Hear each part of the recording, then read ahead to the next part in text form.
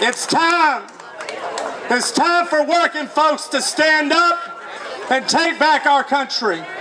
On this Labor Day, let us recommit ourselves to the kind of change, fundamental change in America that we know America needs.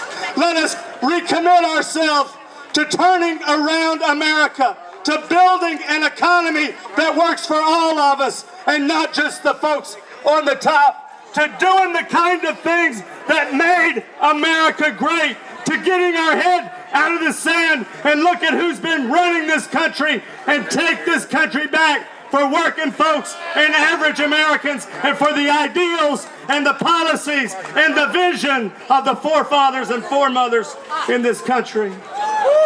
There are two critical legislative initiatives right now that we must win to change America and to turn around America and to make this economy work for all. And to make sure that we restore economic health in the United States and lead to a better quality of life and a better standard of living for all Americans. We have to have fundamental health care reform.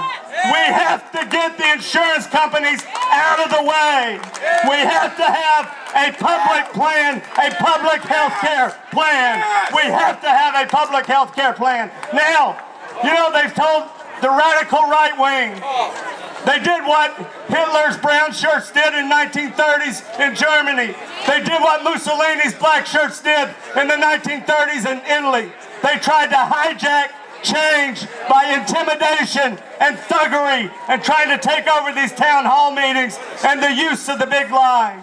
So they said healthcare reform is socialism and we'd have death panels and that somehow government taking over our healthcare system would ruin it. Brothers and sisters, we have 5 public health care plans in America today, and the first one is Medicare, and none of those who want to get rid of the public option will try to take down Medicare. Anybody who says you're not for the public plan, then you ought not be for Medicare. The second is the Employee Free Choice Act. Brothers and sisters, we have to restore the most fundamental freedoms in any democratic society, and that's the freedom to form a union and to bargain collectively and to stand up to your boss and to say we're going to do what's right. We got a small number of the radical right wing who want to stop the change. But my brothers and sisters, and we're going to have to fight about it. We're going to have to fight about it. Every generation in America has been challenged by the same sorts of challenges that we have. And America became great because we weren't afraid to change and because we weren't afraid to meet our obligations and our responsibilities. And so now this is our generation's turn.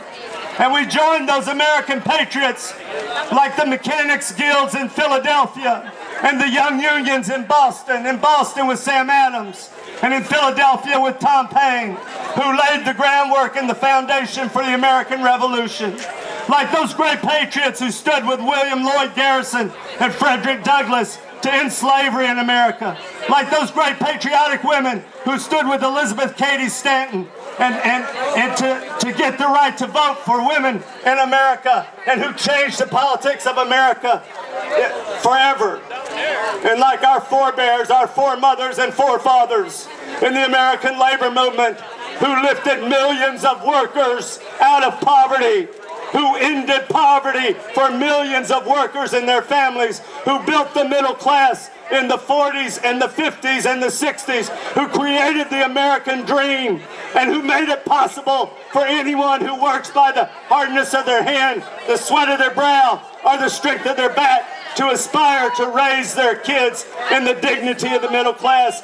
My brothers and sisters, that is the fight we face today. That is the fight we have to win. Duluth, stay strong, stand up, fight on. Thank you very much.